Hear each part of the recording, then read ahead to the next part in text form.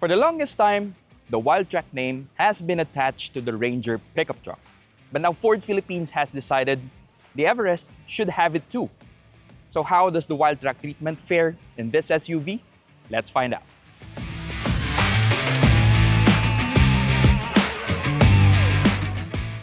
Hey guys, Jamil here from AutoIndustriya.com, and you're looking at the new top-of-the-line trim in the Everest range. It's the Ford Everest Wildtrak 4x4. But before anything else, please make sure to like and subscribe on our YouTube channel so you can follow us here at AutoIndustriya.com. Mind you, the Ford Everest Wildtrak has been offered by Ford Philippines somewhere around 2 years ago, but it was offered in limited quantities and it was only available in 4x4. But this time, the Everest Wildtrak is now available as a regular model from Ford Philippines, and you can check them out at any dealerships nationwide. The Ford Everest, as we know it, is not exactly the very new SUV for 2026. We've had previous experiences of it, its other variants as well, the Sport and the Titanium Plus, which you can check out on our official YouTube channel and also our official website. So this review is going to be more of a refresher or a reminder of what the Everest can do as an SUV. Let's begin things here in front. As it is given the Wildtrak name, you pretty much expect the Everest Wildtrak to feature less chrome when you compare it to the Titanium Plus variant. And you can see it here in front with the grille. The only chrome that we see here is the Ford badge actually. So if you're also familiar with the front end of the Ranger Wildtrak, it's completely identical to this. You have the signature C-clamp headlights with the DRLs right up in here. You also have dual beam LED headlights. These are your LED fog lights. You also have parking sensors in front, and this is your ADAS sensors. Now moving here to the side, you see a nice contrast between the black color and this gray fender flares. You also have exclusive 20-inch Wildtrak wheels. Really give the SUV a striking look, especially when you view it from the outside. Now the step boards, it's pretty much the same as the rest of the Everest lineup, but as you notice, the roof rails are actually a bit taller than the standard models of the Everest lineup. Now here at the back, you also have rear disc brakes with auto brake hold and an electronic parking brake. Now moving on to the rear end, you can see we have clear lenses on the taillights. You have the Everest proudly spelled out there in the middle. And on the lower left, you see in there, there's a Wildtrak badge, kind of hidden in this black color. But, you know, with the way it has less chrome, pretty much well and good for this SUV. Now, let's open this one up, given that this is a top-of-the-line version of the Everest. You have a power tailgate. Once we open this one up, you can see it has a cargo area of around 15 inches long. This is about 44 inches wide and about 30 inches tall. Now, if you're not gonna carry a lot of passengers, you can fold down these third row seats with this touch of a button. Now, let's demonstrate that one. You see there, it's a power system rather than a tab like the usual SUVs and MPVs in the market. So it's pretty nice, technologia. Now, once you have this configuration, that opens up to about 44 inches. Now, the second row also folds and tumbles if you want to enter the third row or if you want to carry a lot more luggage. And that expands cargo carrying capacity to about 67 inches. So pretty good with the Everest Wildtrak. So let's close this one up and let's head back in front to see what's powering the Everest Wildtrak. So first, let's pop open the hood. And this is gonna be very, very familiar because it's the same as the Everest Wildtrak and even the Everest Titanium 4x4. So what we have here is a 2-liter bi-turbo diesel, which makes 210 PS and 500 Newton meters of torque. It's paired to a 10-speed automatic, just like the Ranger Wildtrak and the Everest Titanium Plus 4x4.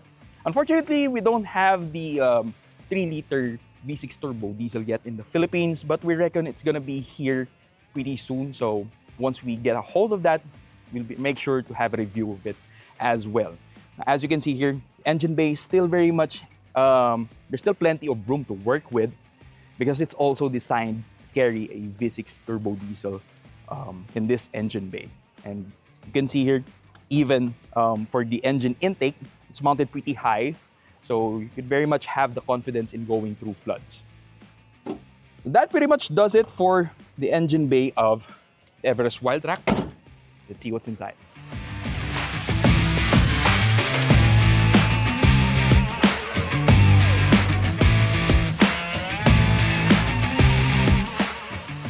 Ford has always been pretty generous when it comes to space. Of course, they're an American company and they design it for larger individuals. So in the Philippine market, you have no problem fitting in 7 full-size adults here in the Everest Wildtrak. So in the second row, you also have these cup holders at the armrest, which you can tuck it in whenever you're not using it. You have the AC controls right over here. You also have 2 USB charging ports and a 400 watt charger, 400 watt plug actually. If you want to you want to plug your laptops while you're in transit. You also have the seat back pockets right in here, AC vents, the second row seats. You can also reach for the panoramic sunroof. While in the third row, you have overhead AC blowers, so it's not going to be much of a problem keeping yourself cool while you're seated at the back of the Everest Wildtrak. Time has been pretty kind to the Everest, especially when you look at the interior. Still pretty much feels very fresh, very up-to-date with the large screens, the digital instrument cluster. You also have the silver trimmings right in here with the gray. So the surfaces are very nice to the touch on the armrest, the door cards, even the seats have nice bolstering. Now what's unique about the Everest Wildtrak is that it has, well, the signature orange stitching of the Wildtrak. Yeah, the Wildtrak also proudly spelled at the seats, but that's pretty much it. But because it is the top of the line variant, you have a lot of features inside. So let's begin things with the steering wheel. Also has the orange stitching right in here. On the left, you have the controls for the adaptive cruise control. On the right side, we have for the infotainment. Here in front, it's actually a bigger screen when you compare it to the Sport or even to the Titanium Plus 4x2. So it displays the tachometer on the left. You have the speedometer on the right. You have the readings for the temperature, for the engine, even actually the transmission temperature. You can see right in there. Oil temperature, the fuel gauge, and the trip meter as well. You can cycle through some of the functions, but we're not gonna do most of that here because it's a pretty long feature list that we're looking at here with the Everest. Now the infotainment screen, this one is the largest, of course, in the Everest lineup. It has wireless Android Auto and Apple CarPlay. So despite this being a little over 3 years old already, the detail in the touchscreen is still very much crisp. So let's take a look at the camera quality as well. It has a 360-degree monitor, which you can also cycle for the back, the sides, even in front of the vehicle. So it's gonna be very maneuverable whenever you're parking through tight spaces. So what else can we see here? You have physical controls for the thermostat in dual zone climate control system. These are also for your fan settings along with the hazard button in there. The center knob that you see right in there is for the volume settings in the sound system. Now underneath you have a wireless charging pad, which actually charges up pretty quickly with whenever you're using an iPhone just like I do. So you have a small cubby holder in here to put in your stuff such as cards. Even your wallet can actually fit in here. You have cup holders in here, 2 of them. You can fit your aqua flask or your usual Stanley bottles if you're pretty much active. And then we have these glove compartment. We have 2 of it. So in case you want to store things inside, very much doable with the Everest Wildtrak. And the armrest, also pretty deep. You can store a lot of things inside. And then we have the knobs in here for, of course, this is a 4-wheel drive SUV. We have the 2 high, 4 high, and 4 low mode. You also have different drive modes for whenever you're doing off-roading. So let's access that one up. You can see that it has normal, eco, tow, haul, slippery, kind of for the wet mode. You also have mud and ruts, and of course the sand mode. That pretty much alters, the throttle sensitivity, even the traction control settings for the Everest Wildtrak. So all well and good when it comes to the 4x4 equipment. Also, in this screen, you can access, there's a rear diff lock, and this is the hill descent control button. So we also have a tire pressure monitor in there. So if you're gonna air down when you're doing off-roading, you can pretty much do it, and then air up once you're back on the pavement. Now up top, you have a panoramic sunroof, which gives a very, very nice view of the sky. So up top, we also have the sunshade in here with the illumination, as well as a card holder in here for your RFIDs. So that pretty much does it for our interior impressions of the Everest Wildtrak. Let's head out for a drive and see how it feels on the road.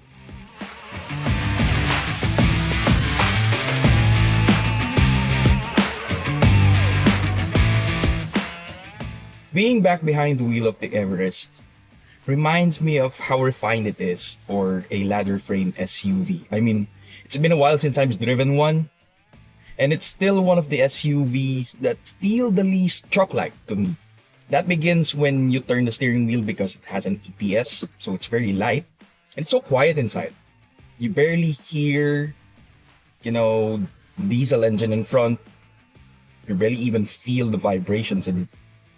And the ride comfort is still very much stellar as before. Body control is really good for an SUV this size and this tall. And the suspension really does a good job in absorbing the road imperfections without ever unsettling the body of the Everest.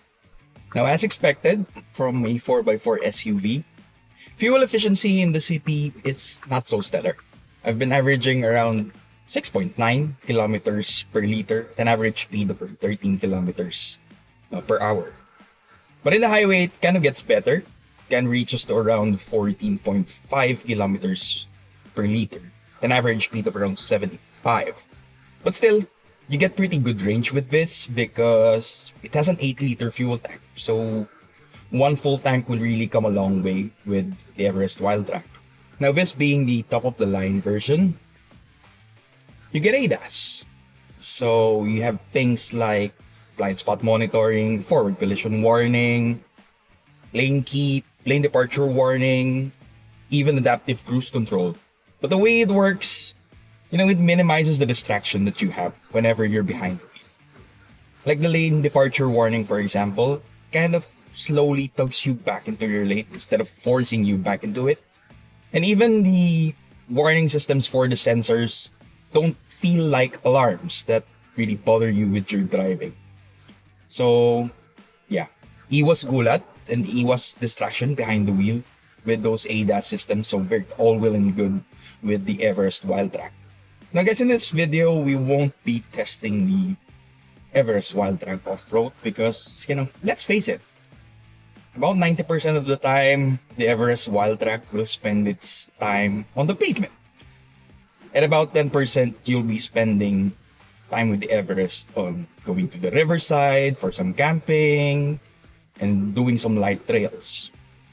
But speaking of which, that is where I still see a few things that could use some improvement with the Everest and the Ranger as well. Now what I'm talking about is the Everest and Ranger are equipped with the rear differential lock and the hill descent control. But to access those, you're gonna have to scan through the sub-menus of the screen to activate them. Actually, it's kind of a two-step, which I just discovered recently. So there's one button here in the center console, but to activate both, you're gonna have to scroll through the screen to really get to those kind of functions. Now, when you're going off-road, you wouldn't want to be bothered with scrolling through the sub-menus. You just want to focus on your driving. So I think that is one of the things that could really use some improvement with the Ranger and the Everest. And one more thing, the Everest actually has a manual mode, so a manual override for its automatic transmission. But you wouldn't really find it here in the steering wheel like most other SUVs. So you're gonna find it right here at the gear selector. It's right here on the side. There's a side button in here. So it's less intuitive. So I think Ford should have really put up paddle shifters in here, just like they did with the Ranger Raptor. It was possible, but they didn't quite do so with the Everest Wildtrak. But anyway, it all about does it for my driving impressions of the Everest Wildtrak 4x4. Now let's head back to the warehouse.